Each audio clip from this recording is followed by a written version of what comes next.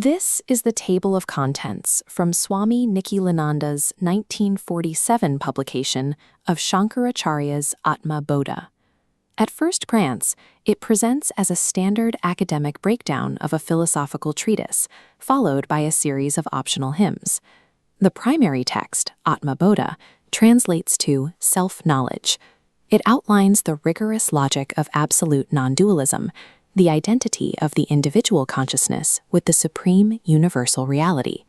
This is the domain of Nirguna Brahman, existence without form, name, or attribute.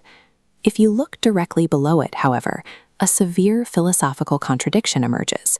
The appendix introduces a cluster of hymns dedicated to distinct, separated deities, like Annapurna, Bhavani, and Vishnu.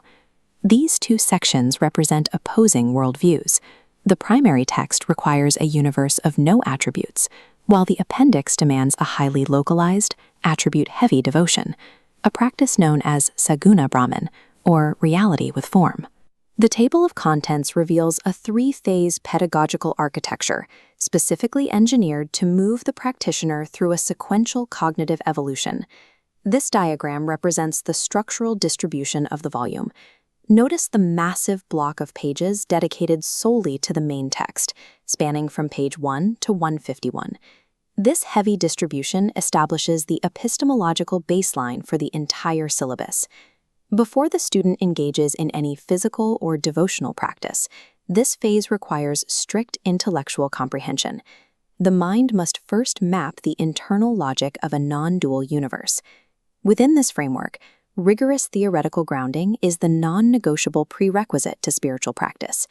You simply cannot dismantle your very perception of reality until you first understand exactly how that reality is constructed from the ground up. The syllabus then shifts to the middle section of the text, spanning pages 229 to 284, introducing a rapid succession of statras, or devotional hymns.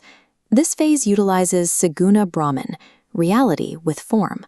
On page 255, the 6 stanzas to Vishnu use the preservation deity to focus the mind on specific physical attributes and divine characteristics.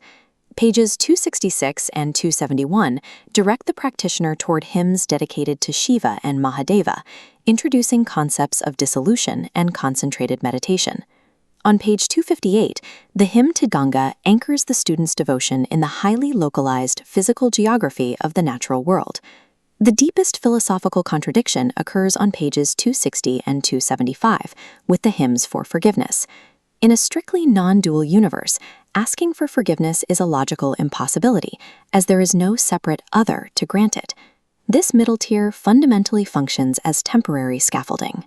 Dualistic devotion to distinct, separate forms is a pragmatic tool deployed to purify the student's intellect, preparing the mind to eventually grasp the formless absolute.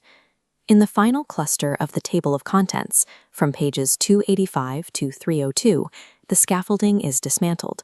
The text shifts abruptly into extreme physical asceticism, as seen in the 5 stanzas on the Kaupina and the Cudgel for Delusion.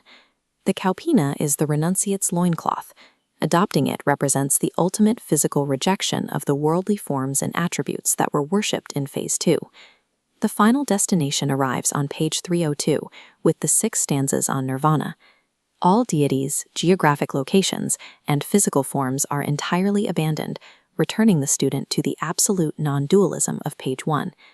This final phase discards the very dualistic tools used to reach it, transitioning non-dualism from an intellectual theory into a lived experiential reality. Mapping the page numbers and titles of this 1947 translation reveals the internal operational mechanics of Advaita Vedanta. Pure philosophical theory without devotional practice results in dry intellectualism, while devotion that lacks the ultimate goal of renunciation leaves the practitioner trapped in dualism.